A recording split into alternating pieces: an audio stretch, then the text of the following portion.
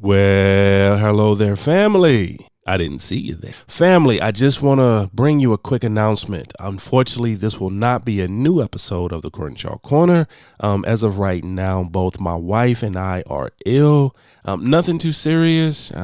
Both of our grandsons were sick. And so therefore, with sick children, that means you have sick grandparents.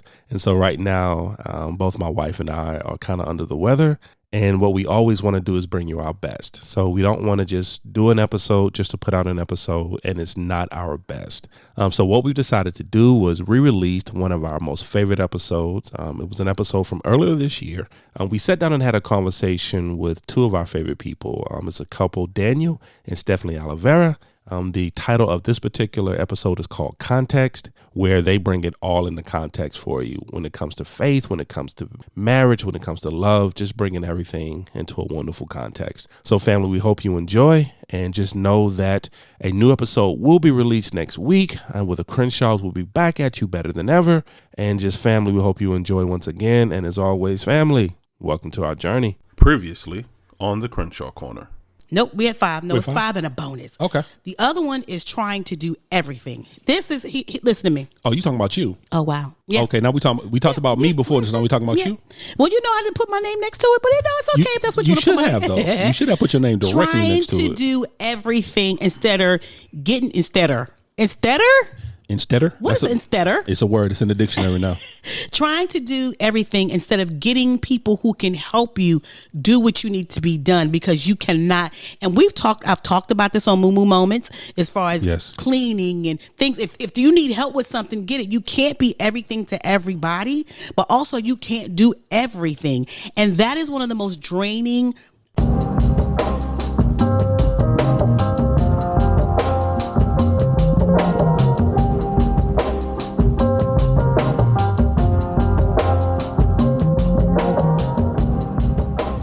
Well, hello there, family. What's up?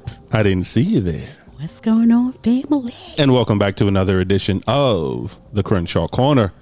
I am your host, Sanchez Crenshaw, and as always, I am joined by the absolute best part of my day. That's me, y'all. What's up? What's up? The apple of my eye. I am. The wind beneath my wings. He floats, y'all. Float or fly today? You floating or you flying? It depends on how you're going to act, whether I'm floating or flying. We'll see how you flying act. For today. Am I flying today? He flying. He flying, y'all. He flying. The rib that completes me. Totally completed. The Dee McCall to my Rick Hunter. We're not going to... Who? Dee McCall. Actually, Detective Dee McCall. Detective Rick Hunter. Uh-huh. What do you mean, uh-huh? Are they a couple? No. Actually, here's the thing. They were actually not technically a couple. They were partners.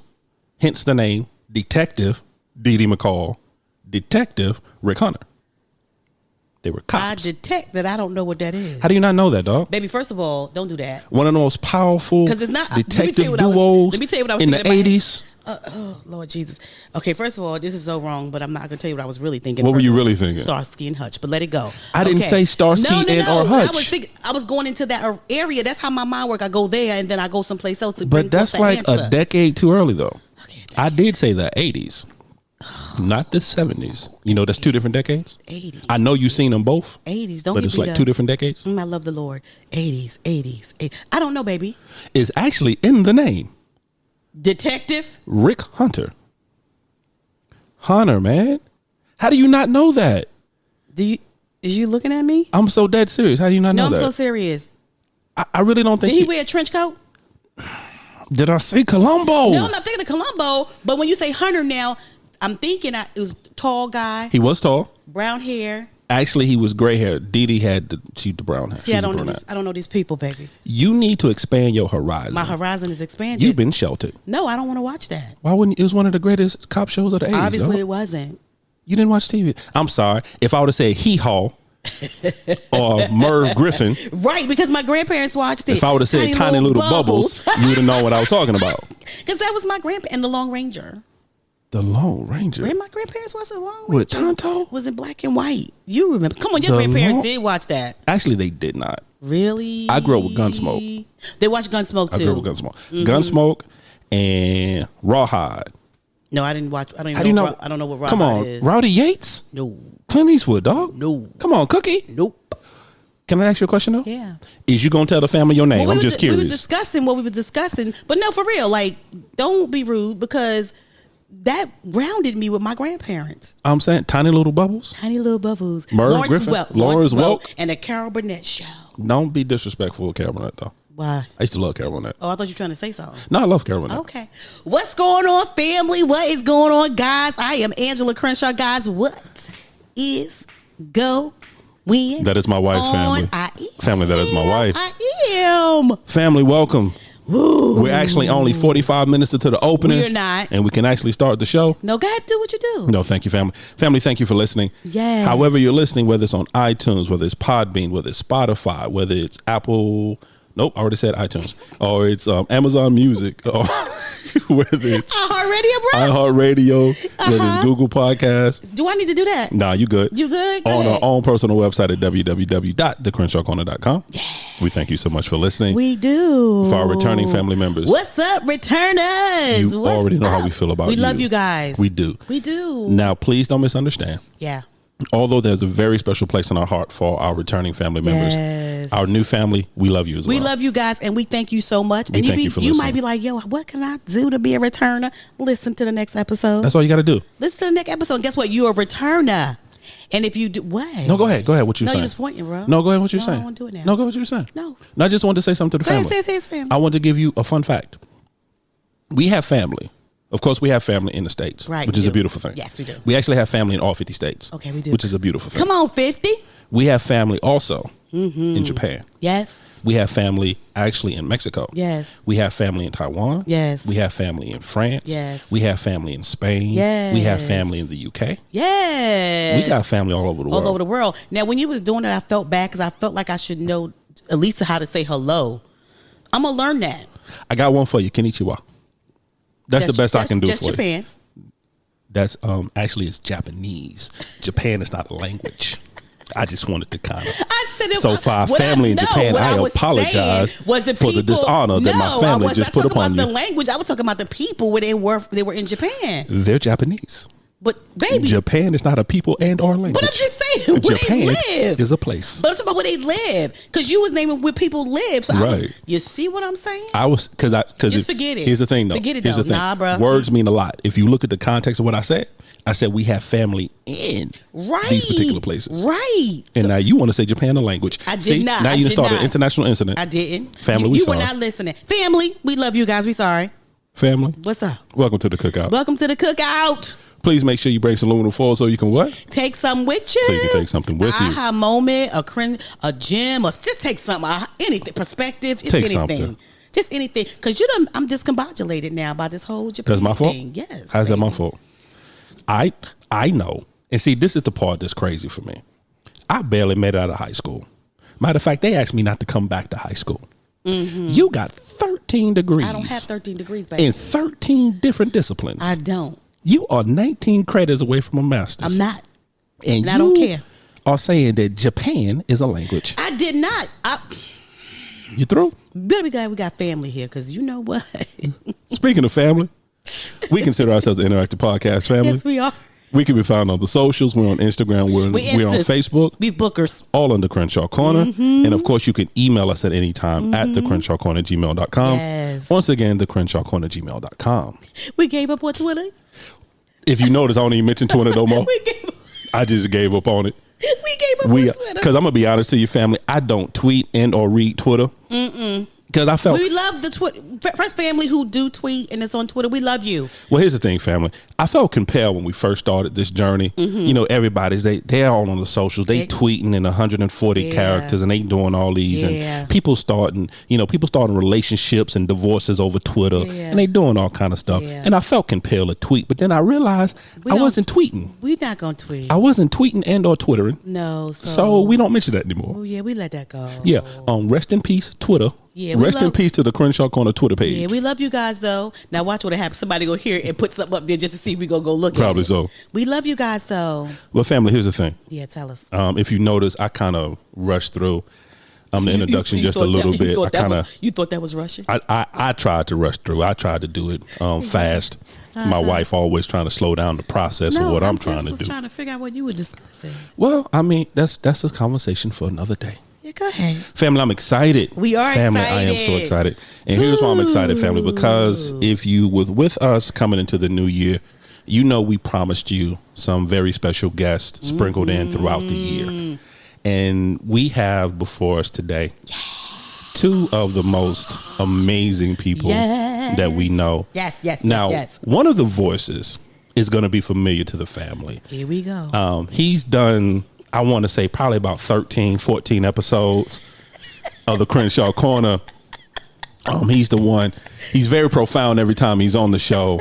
Our viewership spikes 300% every time his voice is heard on the microphone. We get emails and letters and faxes. Who's that guy? That's the song that plays too. That's the song that plays. But family, what we've done is that now this beautiful man has a beautiful better half. Yes. And so what we've done is that we've brought the better half along the ride as well. Couldn't keep her away. Could not keep her away. So what we're going to do, family. Why he the way he is. Oh, yeah. See what he really working with for the people. So family, I'm going to start with the missus of the group. If you could, please introduce yourself to the family. Hi, honey. Oh my gosh, you guys. I don't know how I just sat through that without cracking up. That is amazing. My name is Stephanie Alvira. Yes. I am so excited to be here. Let me just start by saying that. And if I have to hear one more time that Daniel has been on this podcast 1,600 times, I'm going to lose my mind. Without you. Without me. Without you. I had to just invite myself to the barbecue because it was taking a long time to get my invite. But I am very excited to be here with the family. Yes. And so that's me. Yes. And we're so excited to have you. No, seriously. Thank you. Thank you, guys. Thank you. Because actually for the new year, you're our first guest. Yeah. Stop. Kicking off 2022. We wanted to be you guys. We wanted to be you guys. So yes. Oh my gosh, we that's waited exciting. for you guys. We waited. Here we go. Yes. I'm excited. My man. What's up? This dude. Yeah, I thought you were gonna introduce me first, and I actually wasn't going to let you. If you were going that route, I was gonna stop you and let everybody know, hey, she's new. Yes, sir. So first time here. Well, here's the thing, though. I didn't want a homicide during the actual recording of this episode. Yeah, that's great. So I figured, let me start with the missus. She don't play. She I don't just play. want to let you know, in case you didn't, I was gonna. Much appreciated. Now that everybody's afraid of me. So you've been here so many times, you're not even gonna say nothing. You're not gonna do No, yourself. I'm You're going not to gonna... 100%. I'm Daniel Alvira. I'm glad to be here. This is family right here. Yes, sir. I'm getting more and more comfortable. I'm in my pajamas right now. Just laid back. Just kidding. Laid back. Not my pajamas. We love But it. so happy to be here, and with my better half. Yes. Definitely my better half. You introduced her correctly. Thank you. Yeah. We love it. We family, what the Crenshaws is about. We're about family. Yeah. We're about marriages. That's one of the foundational principles of what we do. So anytime we have the opportunity to sit down and talk to a married couple, who's doing life, who's doing marriage effectively, who is doing the daggone thing, we always want to take that opportunity to have a conversation with them. Yeah. And I'm sorry, go ahead, babe. I was like, definitely, because we want to be like, how? Yeah. How y'all doing? We want to know how. What's the secret? Because I think that sometimes we always go back to the fact of matter that so many people think that marriage is just a piece of paper. Right. They don't take it as serious. They don't think it's a serious thing. And I think a lot of times people who are not married be like, I can't wait to get married, not knowing that this is some work. This is not no 9 to 5. No. This is like 24 hours, 7 days a week. 7 days a week. Effort and intentions to do this thing. So it is so important that when we talk to couples, we want the family to know who's married and who is married, that this is working and not by themselves. You know what I'm saying? Yeah. So I'm super excited to talk to you guys. Seriously. So let's get the softball questions out the way. Okay. Throwing really soft. Boom. Yeah, just throwing just underhand. Soft pitch here, soft pitch. Couple lobs. Yeah, just a couple of lobs. So how long have you guys been together? How did you guys meet? Yeah. Do you want to do it or me? Go ahead, girl. Okay. I'll tweet the story. Okay, so he does say that I tend to tell stories incorrectly, which I don't know how I can because they're literally my life. But, right. We have been together. What? Listen, we all live life through one perspective. That's what it is. It's how I experience how you it. experience it, honey. Sometimes it's different than how he experiences it, but it's fine. So we have been together. This year makes 10 years. This is a decade. Yay! Oh, that's amazing. We made it, now. which I'm very excited about. Come on. Yeah, so we have been together for 10 years, and we have also this year, and then we have also been married for 10 years this year. Before we even like started dating or like became boyfriend and girlfriend, anything like that, Daniel was very like specific about like dating, and he said, I remember when he told me, he was like, I won't make somebody my girlfriend unless I know she's going to be my wife. Oh, wow. Okay. Wow. And you know what I said? That's so stupid. Like, I don't even understand. Look at you right now. Look at you right now. I'm sorry. If she only knew. Quick question for you. Because you've been making these. What's your last name again? Alvira. Okay. I know. I know. But to me, it just didn't make sense. I was like, how are you going to know if this is going to be your wife if you don't even date the girl? Like, it was just weird to me. Right. Anyway, so we started dating. We became boyfriend and girlfriend. We got engaged a month later because he already knew. He already knew. Right. So, and then we got married 6 months later. So all in the same year. Boyfriend and girlfriend, fiancés, husband and wife. Oh, wow. Now, did she get it right? Was her version of the story correct? Was it good? Yeah, you need to tweak anything? That's good. Thank you. No. Thank you. You want to add something to that? Yeah. We started dating on her birthday. Oh, so you were her birthday present. Come on, birthday present. My boy. Look at you. Look at you. You know. I can't. Yeah, we started dating on her birthay, and then I had planned. I wish I had this video, but I don't know where it is. Our engagement video? I had dreams of how I was going to propose. Right. I'll tell you all right now. This is how I was supposed to propose until my wife told me not to do that. Okay. We were gonna, and none of this existed, and if it did, I was gonna find it. But it was a restaurant with a dance floor and a balcony. Okay. And me and my girlfriend, we were gonna be sitting having dinner, and then a specific song was gonna come on that I was like, "Hey, let's get up and dance." Right. We're gonna be the only ones dancing, and I was gonna propose to her, and then we were gonna look up to the balcony, and all our family was gonna be there. Oh, Daniel. But she didn't want none of that. Okay. No, she I wanted didn't it want private. that. I wanted it like very private. She was married before, so she didn't want all that again. I was like, been there, done that. No, but I don't know. For some reason, like I just felt like very like protective over like I don't know, kind of like what we had, and I was like, I don't really want like everyone involved, and I want this to be like an us moment. Right. So I was trying to. I feel so bad now that you say that because I do remember being like, oh, I don't want any of that. It's just my dreams. It was just your dreams and aspirations, huh? Just shattered.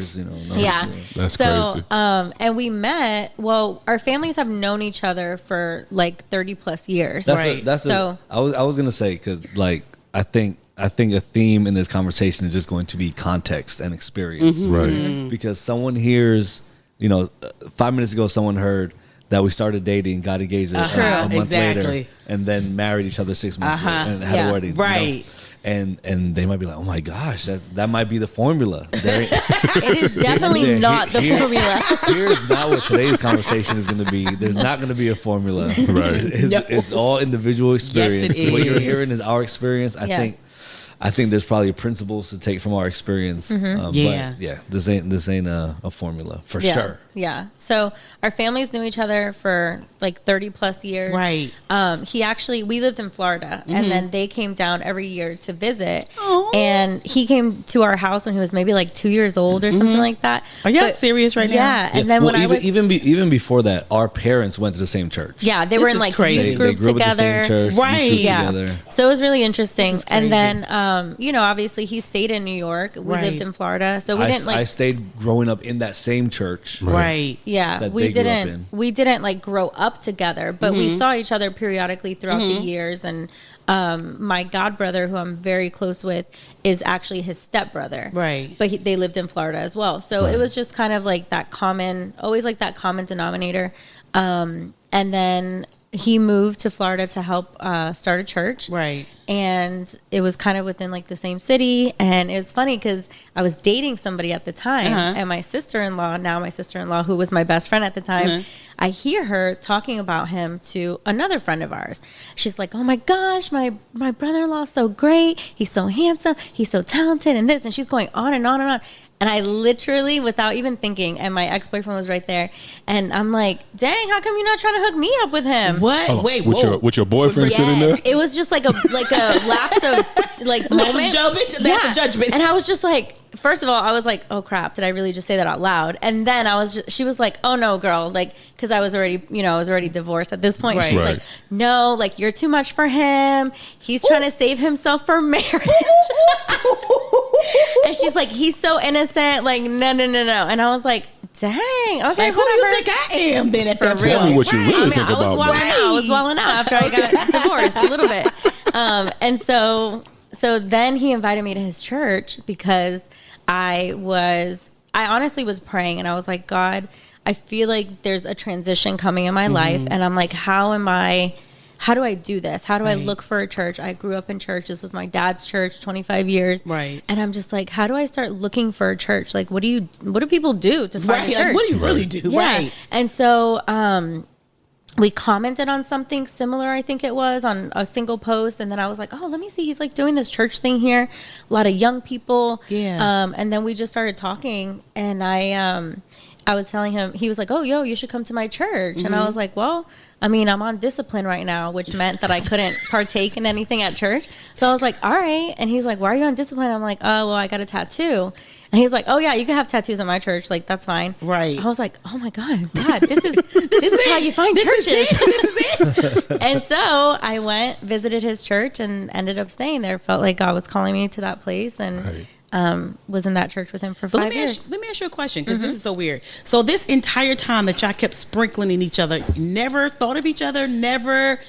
Well, no. Anything? I mean, how much older are you than me? 3 years older. So like my family was always like the Alvira boys, and they were the Colognes, and I mean, we knew of each other, but I mean, it was maybe once a year, once every 2 years that we. I always saw him as like a little kid. Like, I never saw him as like an adult or like somebody I would be interested. I had a boyfriend very young, got married very young, so there wasn't a lot of time in between like me being a kid and then getting married, obviously. So I never really ever looked at him like that. Until when though?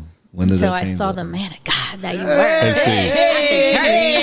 Beautiful. And see, this is why I love you, sir, because that's such a beautiful segue into my question.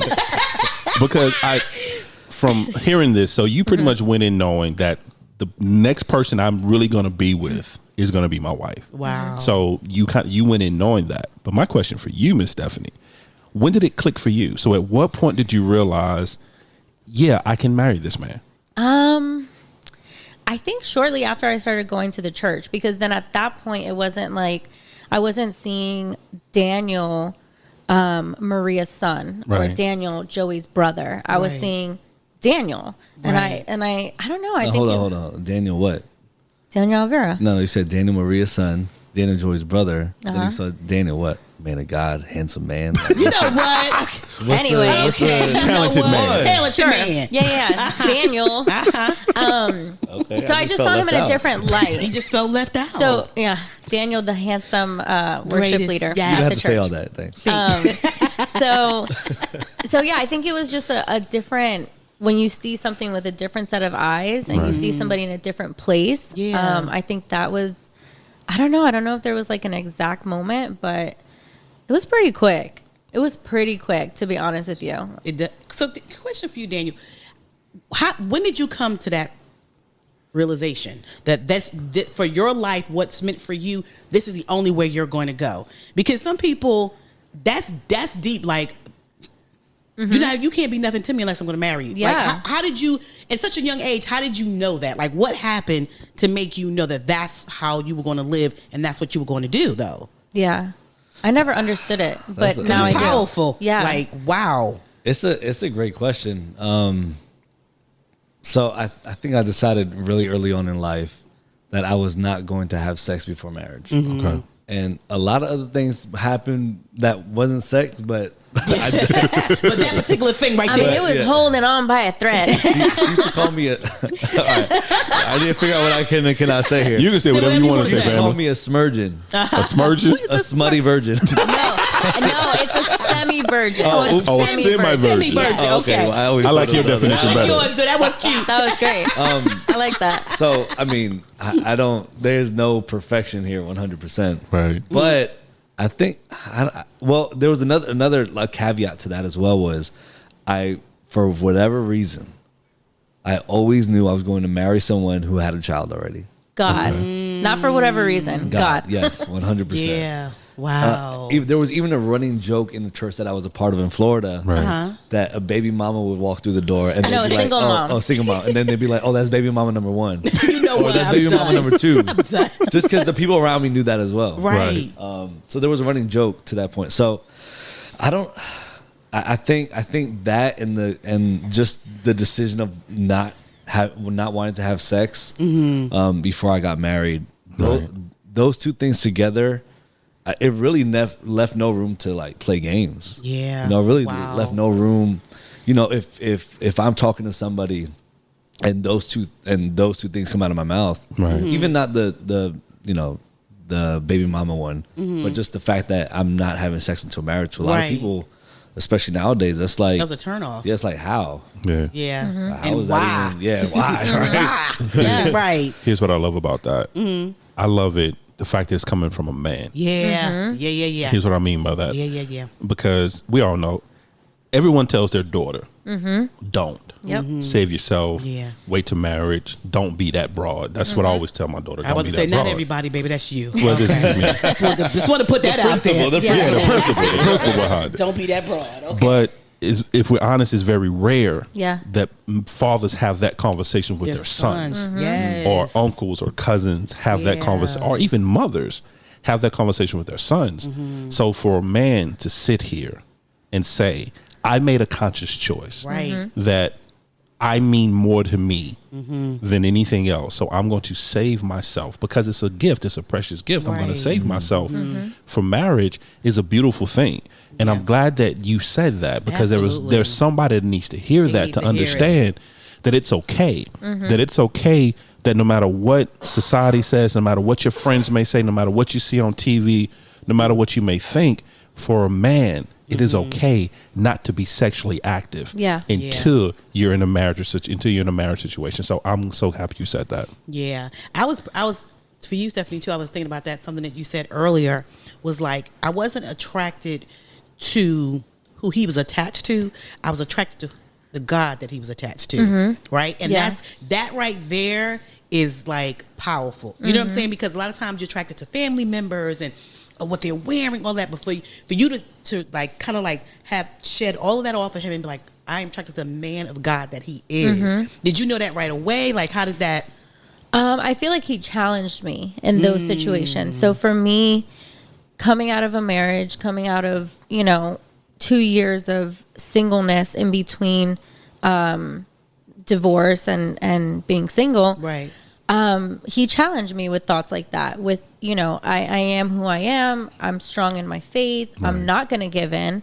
I'm going to, keep my values and my morals. And I think for me, it was so weird. It was so weird because you don't hear that a lot. Yeah. You don't hear guys saying like, no, I'm going to save myself. Yeah. And, there was times where I was like, come on, dude, like, really trying to like, really trying to do that. And he like stood his ground, which I think for me was like impressive in a sense where I was just like, man, like that challenges me to want to be a better Christian and for me to have like a deeper relationship with God, because all of those things, excuse me, showed me where he was with his relationship with God. So if you can be strong enough to say as a 20-year-old man, like, I'm not going to do these things, I'm not going to take these steps.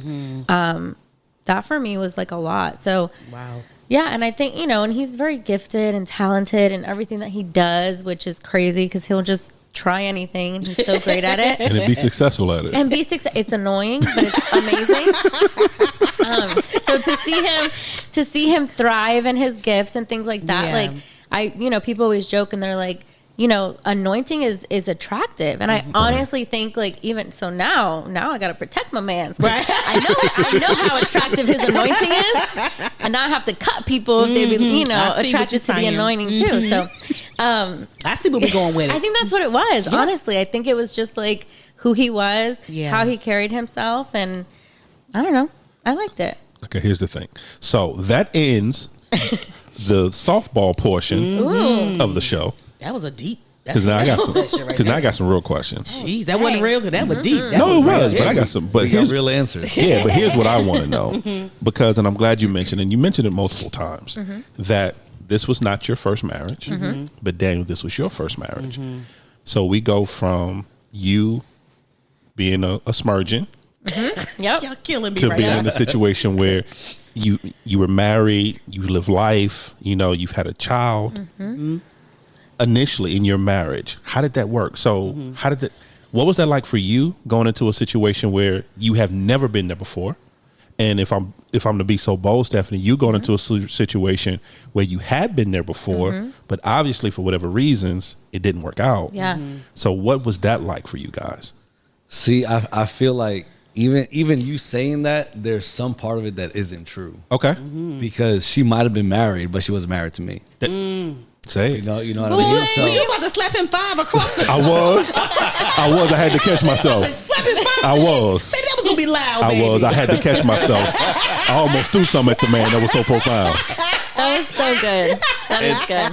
And I going into our relationship, there was not once ever I could say where I compared myself to her previous husband or even have the conversation like, how is this when you were married before? Just because why bring that into this? Right. Why bring that into this relationship and into this marriage? Daniel, you over here teaching. Right? Our family is y'all better be taking notes. Now get a pen and a piece of paper.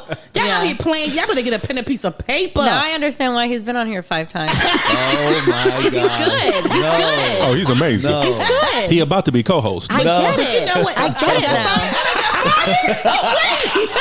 I just happened to hear that. Wait. He just threw that in there like Now, real He can subtle. be co-host on the men's subjects. Y'all knock yourselves out. I'm just saying. Whatever. No, that's a teach. That's a teach right there. That'll teach. And I'm serious because I think a lot of times we do go in. I hit the microphone, and that's baby, why he about to be co-host. A lot of times we do go in without even knowing that we comparing until we ask the questions, right? So you go in thinking I'm good, and then y'all get long, but like, okay, so how was he? Did he? And of course, and we also talking about there was a child involved, right? Yeah. So you go in comparing a lot of times, and it's not even that you mean, it's not even your intentions, but you do. So for you to know to go in, I'm not even going to entertain the thought. Yeah. She married me. This is where we are. That's a huge teach right there for people because what it does is it cuts down all the disagreements. It cuts down the low self-esteem that you find out that came out of nowhere, right? It cuts out the comparison. It cuts it all out and saying, you know what? She said I do, or he said I do to me. Yeah. So we're gonna go from right here. So that's a teach. Yeah, that's a really good teach. Honestly, that's the first time I hear him say that. Really? Yeah, I didn't know that was kind of like the perspective Too busy living it. Yeah, I didn't know that that's kind of like the mindset he was in. So that's very helpful to know now. Yeah. 10 years later. What was it like for you? For me, it wasn't so much comparison of people. Right. So it wasn't like him versus my ex and kind of like, it wasn't that. What I struggled with the most was the fact of dang, how do I put this? I want to say it correctly. Mine was like being all in. So after I left my parents' house, I got married super young. I feel like the end of our marriage came very suddenly for me. Okay. So for me, it was like, okay, I'm leaving. I'm going to my mom's house. You stay here with your parents. We were in the process of purchasing a home. So we were living with my parents while our contract and all that stuff was getting started. So that kind of ended like very abruptly for me. And I grew up in a home where, God bless my dad, I'm so glad he was this way in retrospect. He always had a saying, when you get married, it's in Spanish, but I'm going to translate it. When you get married to your house. So you can't come back. Right. You want to get married, you can stay as long as you want. You want to get married, you got to go. You can't come. Say it in Spanish. Que se casen pa su casa. So those who get married married for their house. Right. So he allowed that'll teach too. Y'all just out here today. Yeah, that's really good. That is good. To be honest. So I was in this place of like, okay, now I have to stay here with my parents. And I said that to my dad. I'm like, oh my gosh, like he's going to move to his mom's house. I got to stay here. And my dad was like, no, you ain't staying here. And I was like, my husband literally just left me. And my dad was like, I get it, but you knew going in, this was the rule. Right. So he was like, I'll do whatever I have to do to help you financially, get an apartment, but you can't stay here. Thank God I never had to do that. I got roommates. I moved in with my sisters. Like we made it work. But for me, I went into like survival mode. I had to like, okay, I'm on my own. I had to put my big girl panties on and be like, okay, it's me and my kid. We got to figure this out. So now 2 years down the line, Mama's grinding. She got her job. She got money. She got a place. She has all this stuff. And I felt accomplished. I got my own car. I didn't have to depend on anybody. So going into a marriage, I'm going in now like, like we're in this, but if you decide to leave, I'm good. Like I know already what to do, what I have to do, you know, and I never wanted to fully again feel like I put my trust in a man that I was with, because again, I kind of got caught off guard the first time. I was like, nah, fool me once, shame on me. Fool me twice, that's on me. You know, or shame on you, fool me twice, that's on me. So I never wanted to in the beginning just like fully surrender into this is where I'm going to be. This is forever. I was always with the mindset of like, this is for now, but again, if should you feel you have to leave, bye. Like I'm good. You know, so I always kind of reserved a little bit. So for me, it wasn't so much like comparing to people.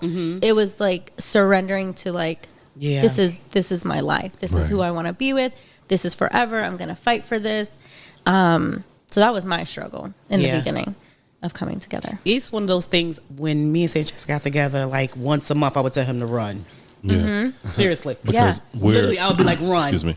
We're similar situations where this was Ange's first marriage, but it was my second marriage. You know, unfortunately. I'm the best. Hello, America. Hello. Hey, kind of like you, Stephanie. I made a mistake when I'm not going to speak for you, but for myself, I made a mistake at a young age, and I got married way too young. For sure. To someone I should never have married, and I like the idea and the concept of marriage, and so, but it didn't work, and so now I find myself at a very young age now getting married again, and it was like kind of like he was totally different because first of all, I said I was never getting married again. I had no plans. He gave me the ground rules as because we were best friends. I would try to hook him up with people. I thought he was a really good looking guy. I was like, she cute. But anyway, but his ground rules was like, you want me to say what you say? Be honest. I'm sticking it and I'm out. That was his thought process. Yeah, that was number my thought one. process. Sticking and moving. Never getting married again. Number two was like, I'm never getting married again. I'm not going to be a player, but I'm just not going to be bothered with all of the relationship kind of stuff, right?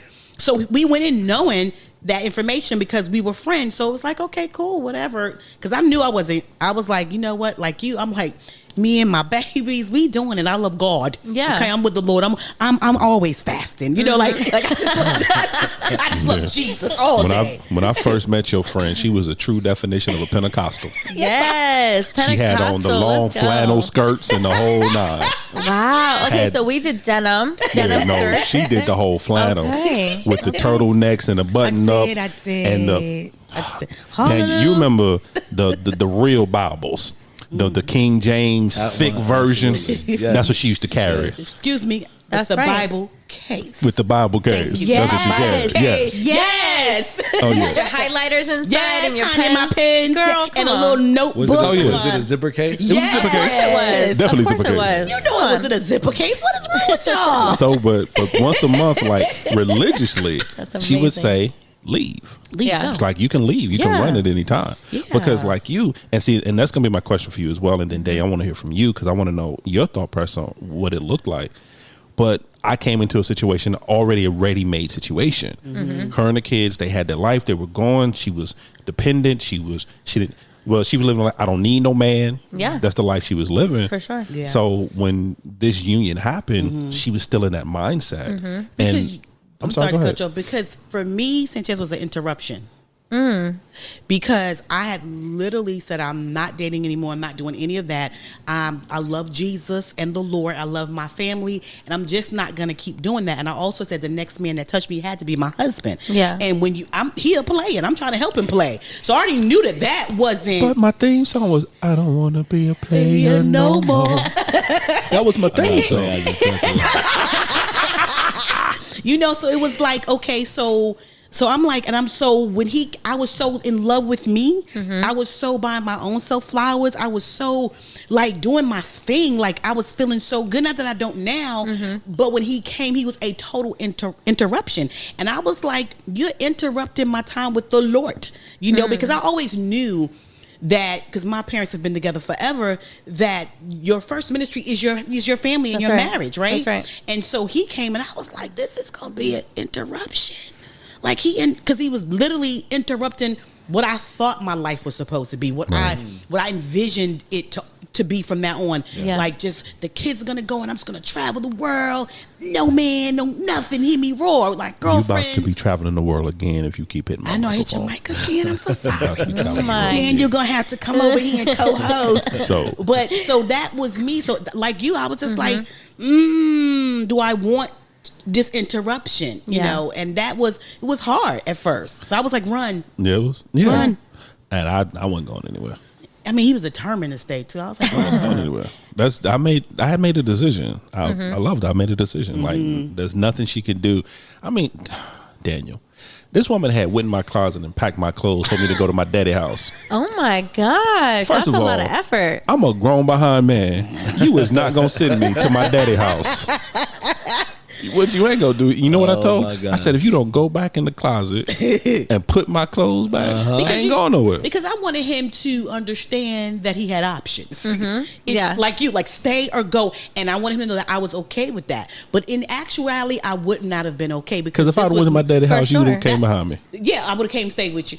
So because he's like, I always tell him in our marriage that the issue. God is so great, and our marriage, we're always working on it.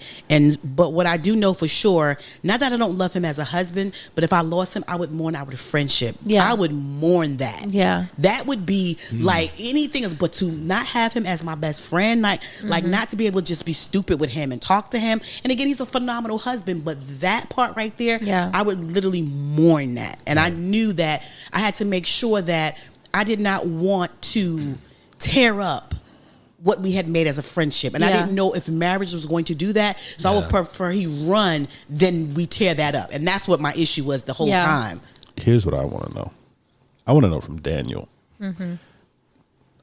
I don't know if she verbalized that to you in the first years of your marriage, as far as if you go, it's good, I'm good the other way.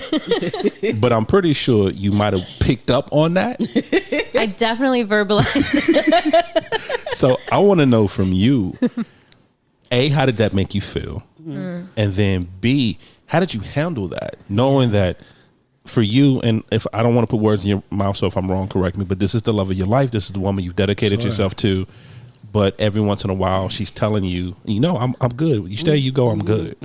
How did that make you feel? And then how did you handle it? What? Why you stay? He just stared at her. It comes with some context. And I think in every relationship, if you look at a relationship and you think that it's sunshine and roses all the time, it isn't. It isn't. Right. And the first few years of our marriage was very tough.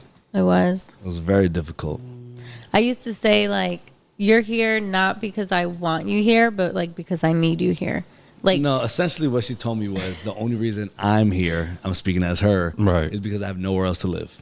Oh, wow. A lot of times I told them that. So, but it comes with context. So I have a lot of baggage. I did. But so after we got engaged, we dated for about 6 months, got married in December. And essentially the day before we got married, I was having a conversation with another female I shouldn't have been having. And I had grew my beard out because men don't do anything on their wedding day but get dressed. Right. Women transform.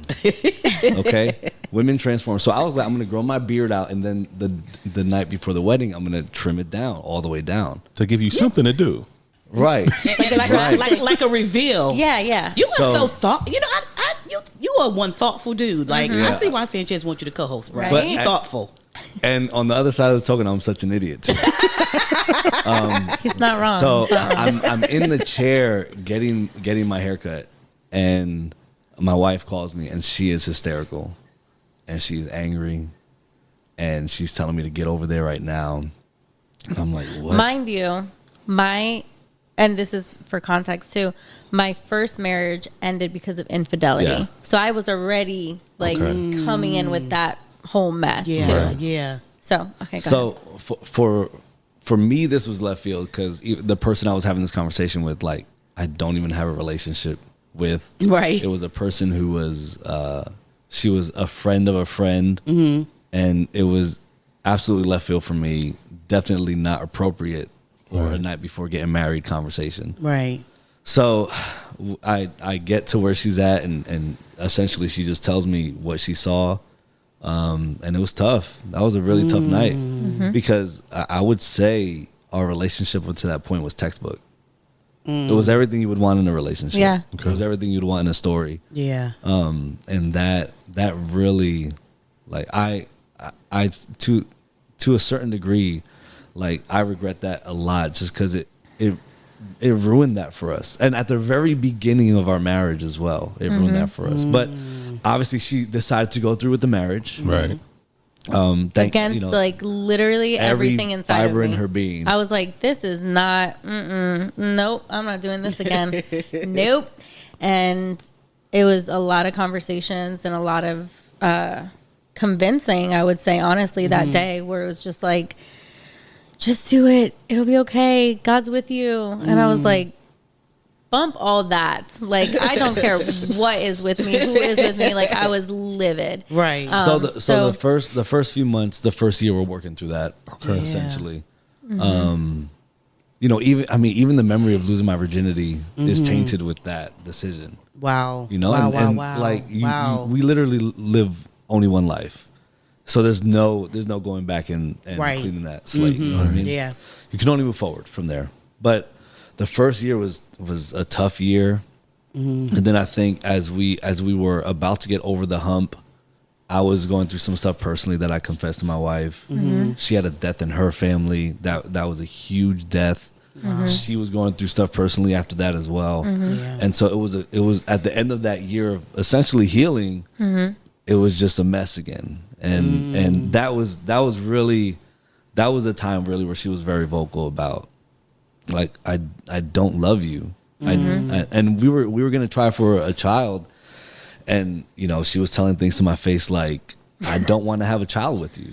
Wow. I do not want to have a baby with you. Wow. And the only reason I'm here right now is because I have nowhere else to go. Because I didn't want that tie again. Like, I have a child with my first husband, and that dude is going to be forever in my life. Thank God, like, now we have a great relationship. Right. But, like, then that's a lifetime commitment with that person. Right. And so in going through the hard times, I was like, I don't want that with you too. Like, I'm not trying to be committed to you for the rest of my life either, as a co-parent in that sense. So that was very difficult for me to deal with, in the sense of, like, okay, now I have to, like, walk through this again. Yeah. First off. And then second, like, I don't know. I just was like, I should have just went with my gut. I should just not have done this, because it's like one thing after another. And I'm just like, I don't know. I was just tired, you know? Like, you just get tired of, like, that kind of stuff. But it was tough. It was tough. Love was coming from one direction. And essentially dying. And to tell someone, like, to their face, like, I don't love you, That's hard. I look back and I'm like at like a out of body experience, right. And I'm like, damn, girl, like you did not hold back. Right. I did not hold back. When did you release? How did? Okay, let me not. When did you? How did you finally break that shackle and be like, I love him. This is what I want. This is who I want to be with. This is. Like, how did you come to that? I honestly don't remember. I think there was like... It's a blur. I think it was like, honestly, just like one day. I think I just woke up and I was just like, I'm tired of like holding on to this. And I just had to like give it to God, honestly, because as people, we want to continue to keep score yes, ma'am. Of things and say like, well, you did this to me, so I'm going to do this to you. And you did this to me and this, you know, like you've done X, Y, and Z. I've only done X, you know? So there's just a lot of that starts to become heavy on the person that's keeping score. Yes, ma'am. And I think that for me, I was just like, I'm not going to carry this anymore. Like, I'm going to give it to God. And I don't know. I think it was just from one day to the next, I was just started to either like hug him or like hold his, cause there was like, I was like, don't look at me. I'm here. Like, but I'm not here. Like, don't speak to me. Don't look. I think it was like 3 months or 2 months that we were living in the same house and not saying not one word to each other. Oh, wow. Not one word. I had nothing to say to him. You guys are giving, I know we're having this conversation as family, but you guys are literally giving people faith. Because you just said when we first started this, we've been together 10 years. Yeah. Oh my God, we made it, right? Yeah. But now we're going to how this started, right? And you're giving so many people faith and hope that's going through that right now. And like, I don't see my way through. Yeah. Right. And I think what you said will teach, because you're like, you know what? I woke up one day and was like, I just don't want to have this weight. I don't want to be heavy anymore. Yeah. And I just want to give this a guy, and then I want to try. And I think the beautiful part, what you said was, you know, one day I just hugged him. Yeah. Because sometimes because people think it's got to be so, one day I just hugged him. Yeah. One day I just held his hand. Yeah. One day I just looked at him. It takes time, you know? So yeah. And so it's a good. conscious decision. The so intention a lot of people, you know, they wake up day after day and they're like, oh, I don't love this person anymore. Well, you didn't try to love that person either, you know, because it's an action, it's an effort. It's something that, listen, we all have our days when we wake up and we're like, don't even look at me because I'm ready to knock you out. The way you're breathing, the way you're doing anything is annoying me. So as spouses, you have to make that conscious decision to say like, I love this person. I'm going to fight for this person. This is my person. This is what God has brought together. All of those things, like you almost do have to like continue to speak that over yourselves and over your marriage. And I think people forget that and they're just like, oh, I just don't feel the butterflies anymore. And it's like, go listen, sit down. Listen, good for that's you. going to right. Exactly. Get to work. Exactly. I think people forget that love is a verb. Absolutely. Love is, like you said, love is an action word. Yeah. You actually have to put love into action. You have to do something. Yeah. But here's what I'm curious about. And to be honest, and when I say this, I'm not trying to be funny, but every time we have these type of conversations, I have more and more respect for you as a person, as a man of God. And I'm very thankful that you are in my life. So I just wanted to say that. Yeah. But I'm really curious because once again, you went in, you made that decision. You said, I am this person is going to be the love of my life, is going to be the woman I marry. So now you go into it and it's not what you thought it was going to be. Not only is she saying, I don't want to have a baby with you, but she's telling you essentially, I don't love you. And that the only reason I'm here is because I don't have any other place to go. I need to know, how did you overcome that? How did you overcome that? How did you work through that? What was that journey like for you?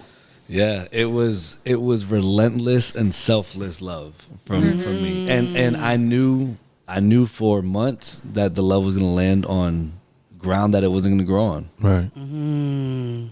I just knew it. Like she could tell me to my face that she don't love me, but I knew I loved her, and I knew that my mistakes did not take that away from me. That I loved her. Right. My mistakes are what they were. Her mistakes are what they were. And that is the humanity of a relationship, and succumbing to that. You know, and not being in control of that. Yeah. But I made a conscious decision every day Come on now. to love her. Come on. Come on, Dan. Knowing that nothing was going to come back my way. Right. Knowing that nothing was going to come back. I grew up believing that a marriage between a man and a woman is just like the marriage between Christ and his bride. Right. And his love is relentless for us. Yeah. Obviously, he is staying free. Yeah. And he's without fault, without sin. But being humans, like we do our best to represent that. Right. But we fail because we're humans. Yeah. Right? But that was the example I knew. Wow. And I was going to love her relentlessly, and I was going to love her aggressively, and I was going to shower her in love. Yeah. And I knew she was just not going to receive it for a while. Wow. And then the moment that she did lean in for a hug, that moment was good for me. Yeah. What I'm curious to know, and then I have a question for you as well, Stephanie. And I'm sorry, I don't want to take up the whole time. No, baby, go for it, baby.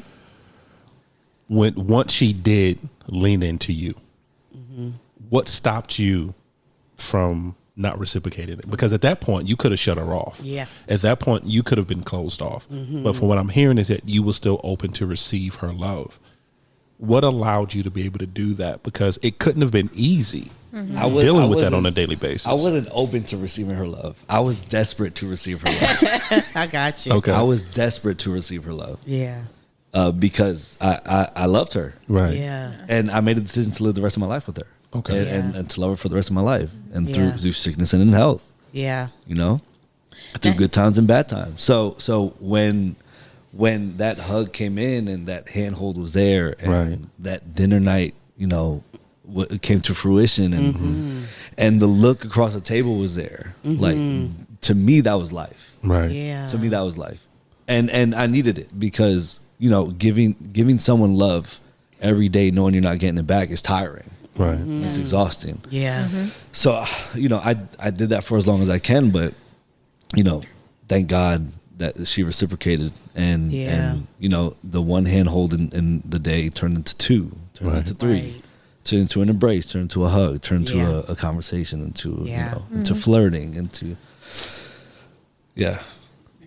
Before you ask Stephanie, I just want to say something real quick. Yes. Which is what I love about being behind the microphone and what we get to do, that what God has allowed us to do behind this microphone and the people that he put in our lives, because this is the thing. We've never heard this story before because we don't talk about stuff like this. We're always cracking jokes. But it's so funny to hear that you were that way because when we are together, you're always longing and staring at him. Or if he walks away, she's like, and it's so weird to hear. Yeah. What's she looking at when I walk away? Don't be Oh, she looking at your derriere, bro.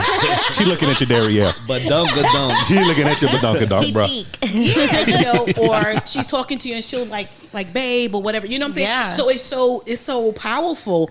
I think because people don't know you guys, but if they knew, they'll be like, that's a long way, Stephanie, because you just like you adore and love, like you know what I'm saying. You can see the love. You can see that. Yeah. It's not like made up. Like I mean, like literally, because you just be like, "This my boo," you know. So to hear this story from you guys is like, whoa, you know, because what 10 years and what God can do. God will do. Right. What God can do in your marriage, That's right? Yeah. Yeah. I'm sorry, baby. Go No, ahead you're with your good. question. There's one other question I have, and then, like I said, I'm gonna turn over to you because I've been talking a lot. You're fine, babe. Here's what I'm curious about. So, during that time, you were not trying to receive his love. You were not trying to deal with it whatsoever.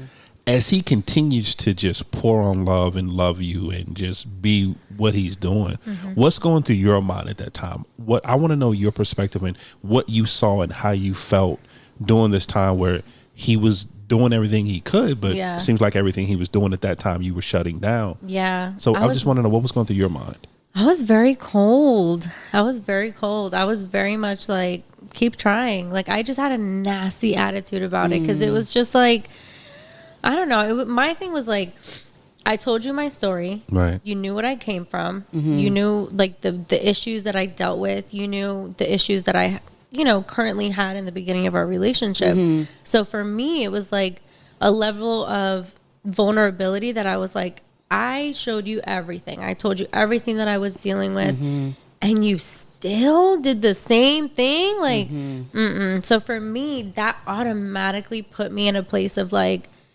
you could keep trying. Like, that's great. Good for you. Like, I think I even told him one time, like, I don't give you credit for trying. Like, I don't care. You can continue to try all you want. Like, I'm not giving you credit for that. I'm not giving you like a pat on the back. Like, I don't care. So it was just very ugly. It was a very ugly attitude to have, because it was, I know it's hard. Yeah. I know that giving someone love constantly and not receiving, I would have given up. I would have been like, well, I guess this is not for us. Like, because I'm only going to do so much, and you don't receive it, I'm out. Like, I don't have time to continue to pour into you and love on you. Like, no. So the fact that he did that, I think in the long run, really, I think that's why I am the way I am with him now, because I saw what he pushed through to continue. So I think for me, now I'm like, oh my gosh, like, I don't know how he did that. I admire him for doing that. But at the time, I was just very cold. I was just like, I don't care. Yeah, you keep trying. It's tough to talk about that time specifically. Like, there are specific moments I remember, but like that part of our marriage is really like, it's really a blur. Like, it's a pit. Thank you. It is. Thank you for the blur, Lord. Yeah. You know, because thank you for not looking like where we came from. You know what I'm saying? Like, thank you for, and I think that's another thing too. What I appreciate about the Lord sometimes is that all this stuff going on, and you be like, I don't really remember it. Like I always like God, like, you just wipe that thing, because I'd be like, because somebody else will talk about it, I'd be like, was it really? Because I don't remember it. It's like I don't feel like talking about it, like things that means it's just been through. I could talk about it now, and I don't feel, I nothing it now. For sure. I literally nothing it. It doesn't, I can talk about it all day and feel, because I know from which we came and where we came from and where we are now. Yeah. So you sit there going like, okay, well that happened in our lives. But here's the thing. So you went from, I don't want no babies, to the babies. To the babies. Yes. To my babies. So it took 3 years. It took 3 years for me to be like, all right, I think we're going to stick this out. I think after we healed, after my grandmother had passed and all of that stuff, like, we actually got our tattoos with our anniversary. Because I was like, okay, we're going to do this. I'm like, he wanted to do it like very early on. And I was like, I'm still not sure. So let's wait a little bit. So I think that was like a big moment for us where we were just like, okay, we're going to stick this out. We are going to continue this marriage, and we're going to go ahead and get our anniversary tattooed. So I think after that, then year 3, we were like, okay, maybe we want to solidify this a little bit more and have a baby. Let's have a baby. So yeah, then we had Jackson. I'm sure I cried when you told me. And oh yeah, it was. Well, because it's like, he loves Noah. He's been with Noah since he was 5 years old. He took Noah to his first day of kindergarten with me. He's in 9th grade now. Right. So that's his kid. It's him and 100%. Noah. It's his baby. That's his baby. Yeah. Oh, Noah is literally more like him than he is me, honestly. And Noah is more affectionate with him than he is with me. Really? Which I'm always like, dude, like, I'm your freaking mom. Like, hug me. Like, you hug Daniel. He won't. He doesn't. He's very awkward with me. He's like, hi, mom. Like, he's a teenage boy, so I get it. But with Daniel, he's just like full on hug. Like, he just, right. So they have their own relationship. You sound just a little bit jealous, but we're not gonna talk about that. I mean, I'm kind of like, okay, I have Levi. That's my baby. That's my boy. He don't like nobody else. So, it is what it is. But then, we had Jackson, and that was a beautiful moment for him to be able to see him like have his own child, and that was also kind of like culture shock, because he came in to parenting with a 5-year-old, right? So he didn't have the newborn stage, he didn't have all that, he didn't have the terrible midnight feedings and the diapers, but he like handled it like a boss. He's such a great dad. But and then we had Jackson, and then actually after Jackson, I was like, I'm done. I only wanted one kid from the beginning. Right. So then, obviously. She just fighting against me was crazy. So hard. Crazy. So then, when we got together, he didn't have any children. So obviously, I was like, all right, Like, I'll give have you one more. Yeah. And because I was very like, I only wanted one. Right. And so then I used to joke with him and be like, I give one kid per husband. So like, we're done. So Jackson is yours and that's it. And it wasn't until we were here that somebody had asked me a question like, oh, you guys don't want any more kids? And I was like, nope. And I saw the look on his face. And I felt this thing that I never like to feel, which is conviction. And I was just like... What face was it? Just so I can keep it in the pocket? I was like... Just so you know to pull it out again. Pull it out, Daniel. Pull it out. No, we're done. We're past that. Stop. We're on our countdown. That's what got us here. We're on our countdown. So it just felt like... I felt like bad. And I was like... People have asked me for years because they're 3 years apart. Mm-hmm. Right. No more kids. And I never felt any type of way. I'd be like, nope, we're done. We're done. We're done. We're done. And that one moment, I was just like, God, why am I feeling this? Like, what is this?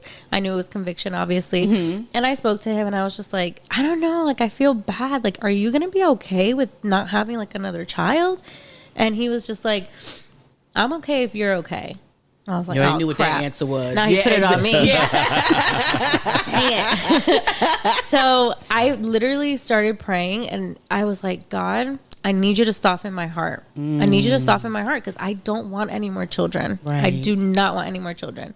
I have C-sections too. Mm-hmm. So it's major surgery every single time one of these kids needs to be brought into the world. So I was just like, God, soften my heart. And then I always... like we used to pray like our family and then I shifted my prayer and I was like, well, God, what do you want for our family? Right. And then that was the moment I was like, dang it, why did I ask you that? And then I was like, okay, I think I'm good to have one more. That's it. No more. And then we had Levi, and that's just the love of my life, that little boy. The most incredible little human being. I love him. You guys have amazing kids, period. You guys have amazing He is just kids. my baby. So yeah, now we have 3. Here's the thing that from the beginning, listen, from the beginning, Daniel's faith, girl, his faith talk about it is unshakable. Like even when he think like it was rough and it was tough, but he still stood for like that's some unshakable. Because I've been like, you know what, Sanchez, I done had enough. Okay, yeah. I've done all I can do. Amen. Yeah. I'm besides smothering you, I've done all that I can do. Yeah. Or kill you. You always wake up choosing violence for some reason. Yeah. I just want you to know that's all I can do. I've been and killed him. You know, and but just to know that you knew from the beginning of this conversation, beginning of this relationship, that she was going to be your wife, and that was it. There was no if, buts, ands, who, whatever. I don't care how she acting. I don't care what she feel. I don't care what she's doing. I'm telling you that you're my wife. That's it. The mother of my children. That's it. Did leaving ever come to mind? No, for me, yeah, no. We had a few like conversations with the pastors that in Florida at the time, just like kind of walking through the situation, and the one conversation I remember, our pastor was just like, "Look, I'm not gonna sit here with y'all unless you actually both at least want to continue, right?" And I think in that moment, if she would have said like no, then I probably would have just been like, I don't want to like, I'm not going to force this woman to be with me. Right. Yeah. You know what I mean? But she said yes, and that to me was literally a mustard seed. That's all I needed. Yeah.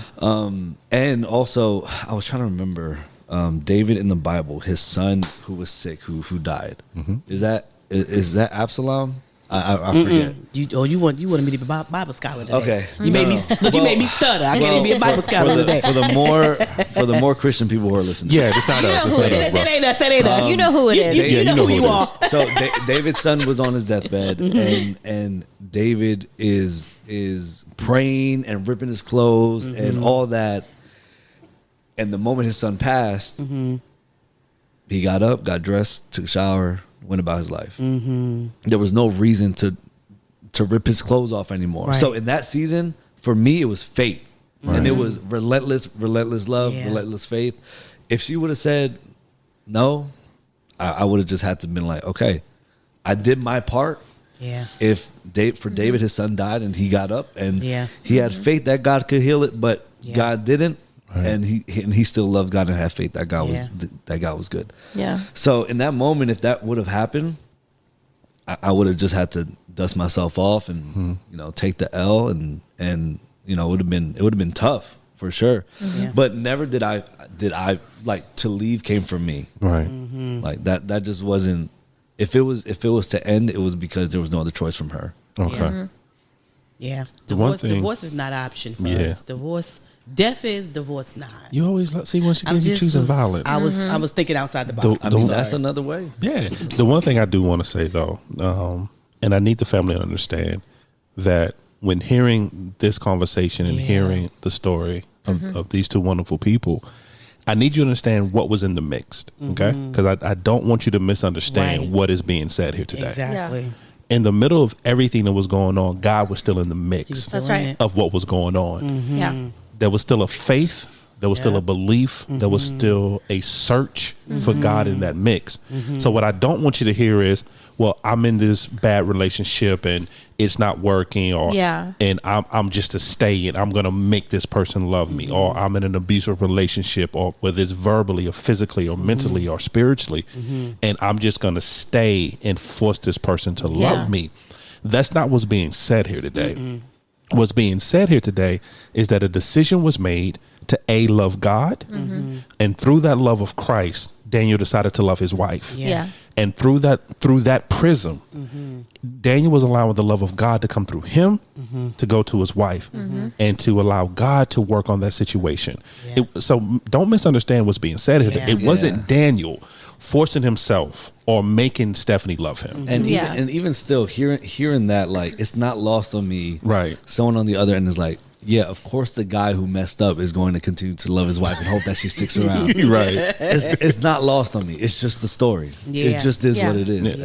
And it's just what happened with us. And even earlier you asked, how did you feel that she was telling you that she would have been gone? Right.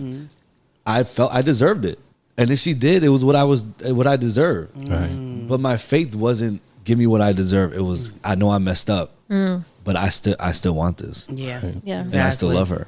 So I would have if I would have got what I deserved, like, God was still good, and I'm still a flawed human. I'm still a flawed human right now.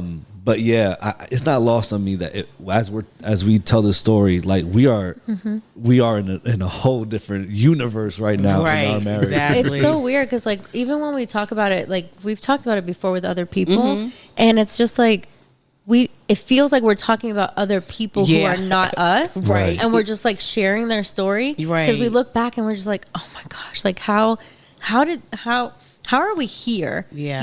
And that's God. Like, that's the only reason, because, like Sanchez said, through that relationship, there was this, like, this faith that Daniel had, and then there was hurt on my end, and I needed to work through that with God. I couldn't do it on my own. Right. I needed to work through that with God. So on both ends, God was dealing with both of us. Yeah. Faith on his end, healing on my end, Right. healing on his end too. I believe that, he dealt with things that he was healing from as well, that makes us make these decisions. But I think there's just, I don't know. I think that if you look at it as a whole, God was just operating in different categories, I think. It's a and healthy dealing play with us. of faith and fixing. Yeah. Yeah.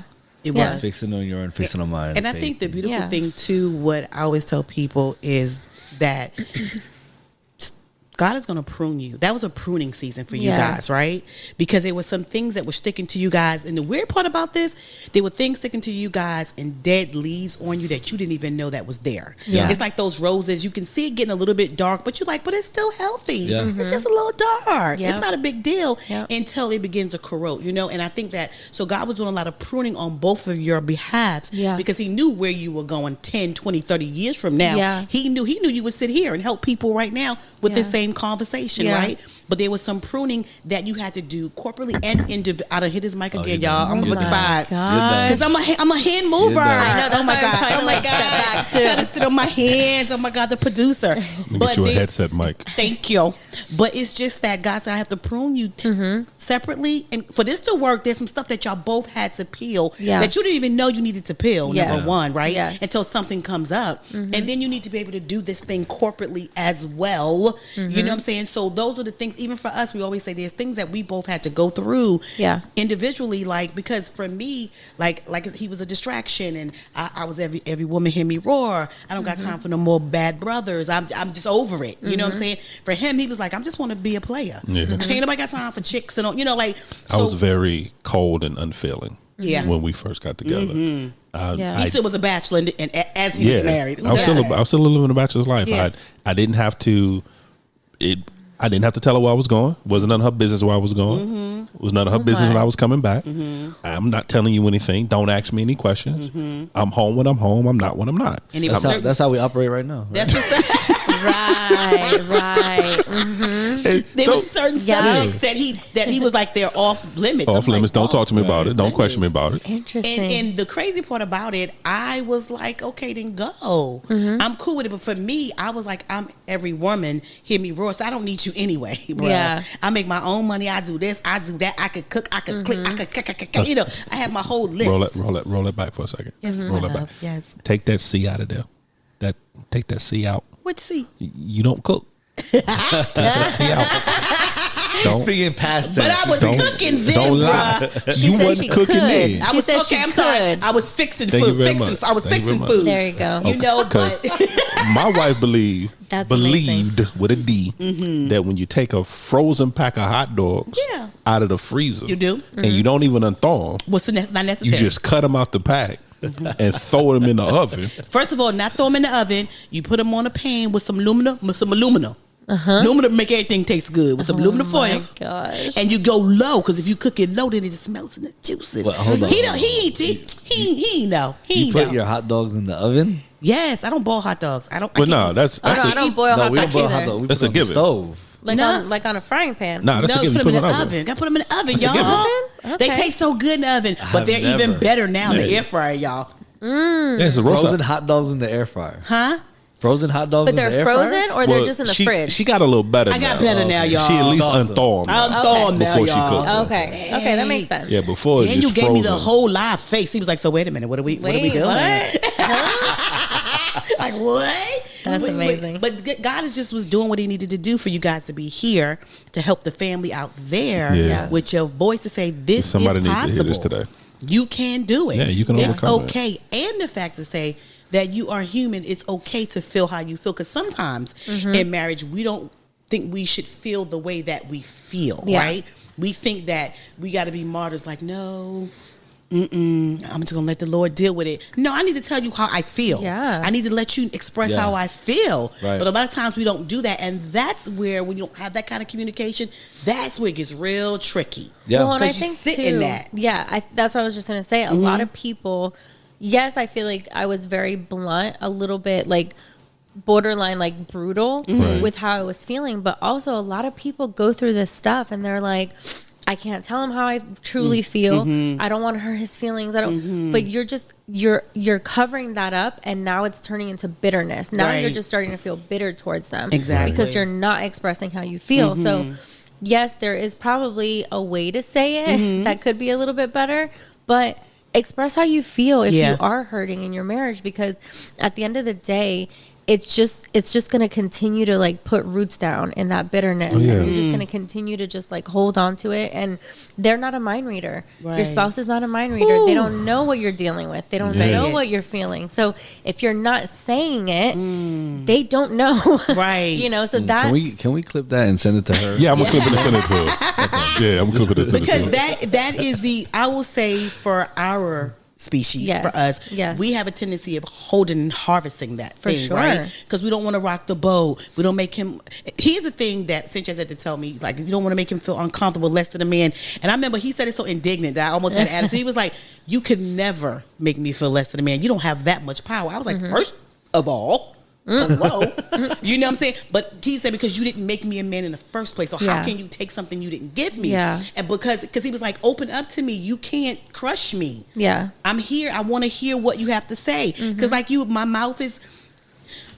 It's beautiful. I have a great mouth, and That's I speak well. Use? I speak well. That's what we're going to use. I speak well. You know, but I'll let you rock with it. But I do believe that God has given us the husbands that can handle that. Exactly. Right. 100%. He gave you 10 because then you could handle that. That doesn't mean he's subhuman, but he could handle that. God knew who you could give that to. Absolutely. With him, I know when I give this to him in my boldness that he can handle that he can receive it. Yeah. You know what I'm saying? That I'm not like, I just crushed him, you know, but I need you to know what I'm feeling, you know, and I think that we just need to communicate better, because without that communication, but it's two things with that though.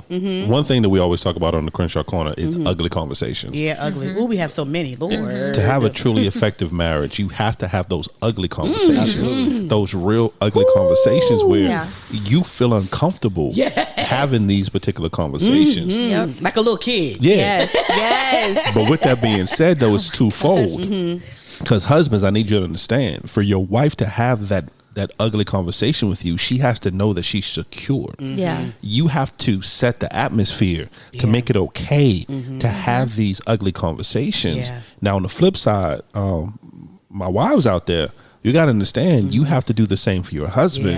Yeah. What you can't do is once he opens up to you, and now 3 months later, now you're mad, and now you've taken the same information or these same feelings that he's given to you, and now you're beating him over the head with it. Yeah. Because how we're built, ladies, I don't know if you know, it really only takes one time to really hurt us, and you're gonna lose us for a while, and we're gonna shut down for a while, and now we're not even having surface conversations. Yeah, absolutely. So it goes both ways. When having those ugly conversations, you have to build up that trust, that vulnerability, and knowing that when I give myself to you, you're not going to misuse it, and you're not going to abuse it. Yeah. So, and that doesn't come overnight. Yeah. And I think what people need to understand, especially in a relationship, I think this applies for a lot of areas in your life, but even more so when you're in a relationship with somebody else, the conversation you are trying to avoid is going to happen. Oh yeah. Yes. All the time. It's either going to happen now and be a little uncomfortable, or later on and be full of hurt and bitterness and regret and all the nasty stuff. Yes. So, you know, the sooner you can get ahead of conversations like that, and I feel like that's a muscle too. Oh yeah. That's a muscle you need to work. Yeah. And it's different for everybody in whatever dynamic or relationship that you have. Right. You know, like if I need to tell something that my wife might not like, I start the conversation with, can I tell you something you might not like? You got to know what to do. No, literally, that's how he starts. Yeah, just be honest with it. I do, because I mean, I'm not trying to. I know what this conversation might be, but also don't have the conversation 100 times in your head, and then it's just a waste of time. Have the conversation once. One time. Have the conversation once and let it come out your mouth, not just stay in your head. Exactly. And I think, too, we have to be mindful to give each other grace and mercy, the same grace and mercy that we give everybody else. But if for some reason you don't want to give it to your spouse, you like, wait a minute. You just gave your aunt this grace, but then when it comes to me, because we believe as spouses, we should know better, right? Yeah. You should know better. You should know this. And what I had to learn was I have to give Sanchez, and he has to give me a safe place to land. Yeah.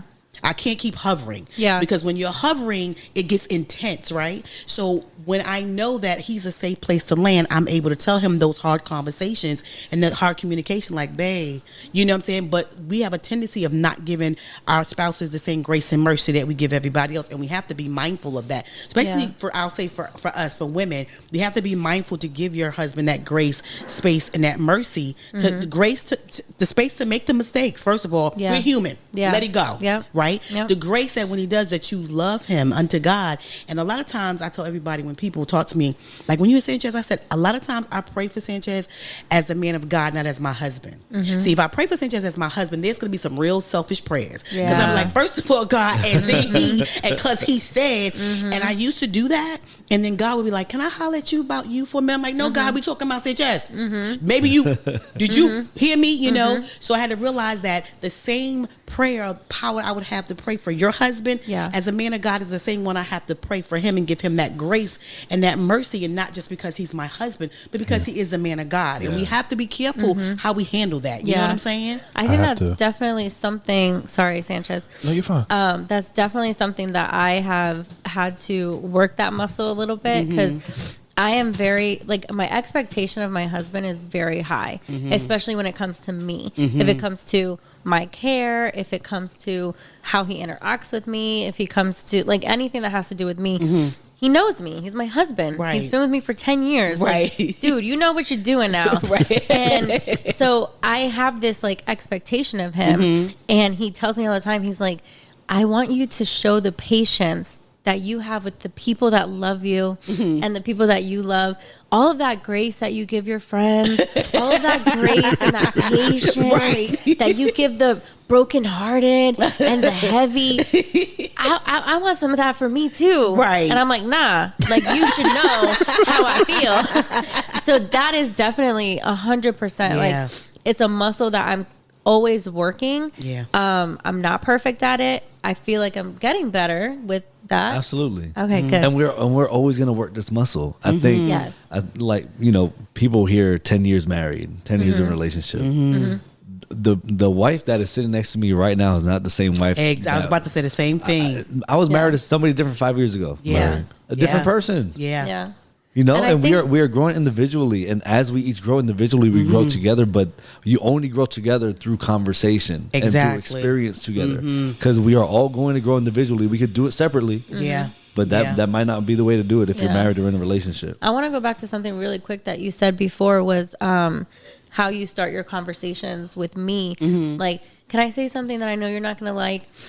That is how he starts his conversations. That necessarily, for me, and you can tell me if you're the same way, that automatically puts me on a defense, because that tells me you think I'm some kind of monster, that you can't even have a conversation with me because you're already, like, paranoid of, like, I'm going to fly off the handle. So sometimes that's not a good thing, because it puts me in a place of, and I tell him this all the time, I'm like, you can, like, why are you afraid to talk to me? Like, I'm not, he's like, look how you react. Like a psychopath. Like, pull up the Ring footage. Because your memory of this conversation is different. And I'm always like, why are you afraid to talk to me? Like, I'm not, like, what am I going to do? Like, I'm going to speak my mind. Maybe that's what you're afraid of, but. Maybe get a little handsy, maybe. No. I mean, it depends on what kind of hands.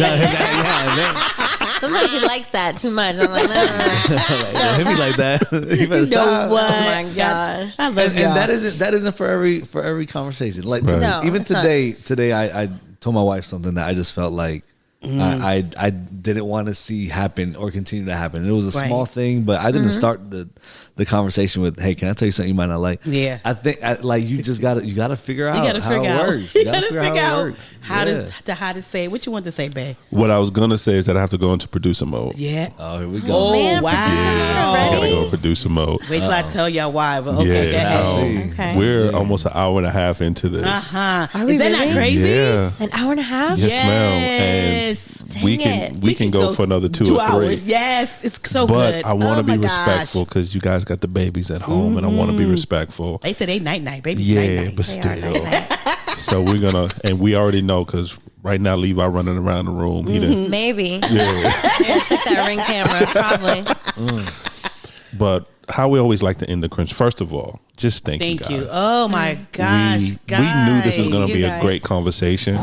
But we had no idea how great of a conversation this was going to be. Yes. You guys. An hour and a half, great. Yeah. And it's my gosh. just amazing, and the vulnerability. Yeah. And Thank just you guys the for honesty. being transparent. Yes. Because you didn't have to be as honest as you were. Yeah. Yeah. Absolutely. But I thank you. But I know that there's family member that needed Yeah. this conversation. They needed yeah. to hear.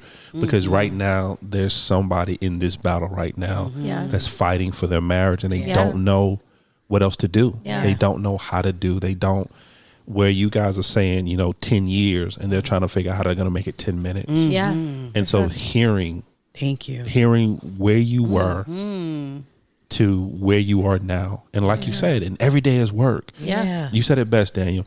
the woman you were married to 5 years ago, it's not the same wife that's sitting beside you now. Right, absolutely. Which is not going to be the same wife that's sitting beside you 5 years from now. Yeah. Right. So we just thank you guys for telling your story. We love you guys so much. We always like to end with just a final thought. Okay. So, Ms. Stephanie, I'm going to start with you. Oh man. What is your final thought for the family?